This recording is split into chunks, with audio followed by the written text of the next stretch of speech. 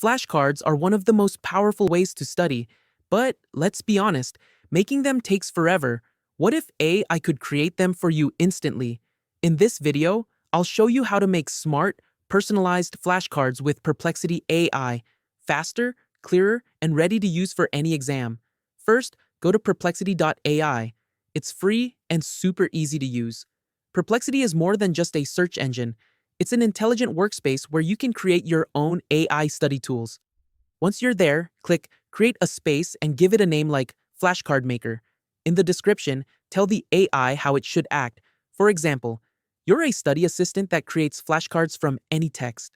Each card has one short question and one clear answer. Then click Create, and your custom flashcard assistant is ready. Now, copy your notes or any topic you're studying, paste it into your new space, and ask, create 10 flashcards from this text, each one simple and easy to understand.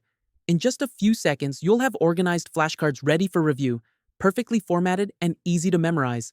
And that's it. You've just built an AI tool that creates flashcards for you. The best part?